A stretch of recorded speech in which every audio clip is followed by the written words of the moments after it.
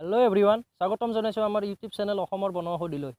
এই চেনেলটোৰ জৰিয়তে আমি আমাৰ আশে পাশে থকা আমাৰ সকলোৰে চিনাকি বা অচিনাকি গছ লতা ফল মূল আদিৰ ঔষধি গুণাগুণ আৰু ইয়াক কিদৰে ৰোগত ব্যৱহাৰ কৰা হয় তাৰ বিষয়ে আলোচনা কৰিম। আমাৰ অসমখন বিভিন্ন প্ৰাকৃতিক সম্পদৰে চহকী ৰাজ্য। ইয়াত বহুতো ঔষধি গছ লতিকা পোৱা যায়। ইয়াৰ বহুতো হয়তো আমি চিনি নাপাওঁ।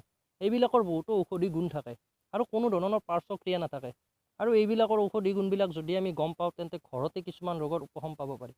তেন্তে বলক আজিৰ ভিডিঅ'টো আৰম্ভ কৰোঁ। আমি কথা পাতিম আমাৰ সকলোৰে চিনাকি বন ঔষধি শেৱালি ফুলৰ বিষয়ে।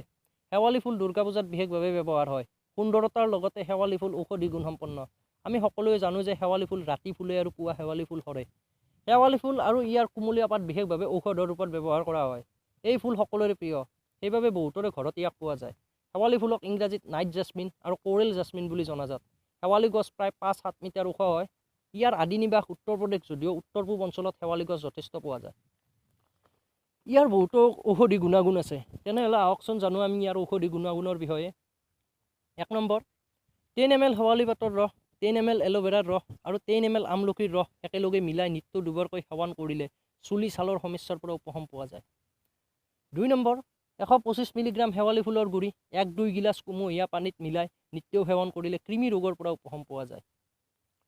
3 নম্বৰ, শেৱালি ফুলৰ কুমলীয়া পাতৰ ৰস 20 ml, এল'ভেৰাৰ ৰস 20 ml লগত 20 ml কুমহীয়া পানী নিত্য দুবাৰকৈ সেৱন কৰিলে বদহজম, চৰ্দি, মাত ভাঙিলে, ফেৰেঞ্জাইটিছ, লেৰেঞ্জাইটিছ আদিৰ পৰা উপশম পোৱা যায়। 4 নম্বৰ, শেৱালি ফুলৰ কুমলীয়া পাতৰ ৰস 2 চামুচ নিত্য সেৱন কৰিলে যকৃত ৰোগ, ৰক্তহীনতা আৰু কৃমিৰ পৰা উপশম পোৱা যায়। 5 নম্বৰ, শেৱালি গছৰ ছালৰ গুড়ি 1 চামুচ অৰ্জুন গছৰ ছালৰ গুড়ি 1-2 গিলাচ কুমহীয়া পানীৰ লগত নিত্য দুবাৰকৈ সেৱন কৰিলে হৃদৰোগ, মেদবহুলতাৰ পৰা উপশম পোৱা যায়। 6 নম্বৰ, কুমলীয়া শেৱালি পাতৰ ৰস 4 চামুচ 1 চামুচ মৌ 1-2 গিলাচ কুমহীয়া পানী মিলাই নিত্যও দুবাৰকৈ সেৱন কৰিলে জ্বৰ, কাহ, চৰ্দি আদিৰ পৰা উপশম পায়। 7 নম্বৰ, শেৱালি ফুলৰ গুড়ি 1-2 চামুচ 4 চামুচ আমলখিৰ ৰস 1-2 গিলাচ কুমহীয়া পানীত মিলাই নিত্য দুবাৰকৈ সেৱন কৰিলে কৃমি, গেষ্ট্ৰিক, কোষ্ঠকাঠিন্যৰ পৰা উপশম পায়। উপৰোক্ত বিধিসমূহ 14-15 বছৰৰ পৰা বৃদ্ধি বয়সলৈ সেৱন কৰিব পাৰে।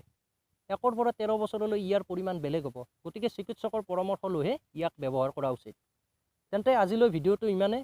যদি ভিডিঅ'টো ভাল লাগে তেন্তে লাইক, কমেণ্ট, শ্বেয়াৰ কৰিব আৰু আগলৈ এনেধৰণৰ ভিডিঅ' পাবলৈ আমাৰ চেনেলটো ছাবস্ক্ৰাইব কৰি দিব। ধন্যবাদ। জয় আই অসম।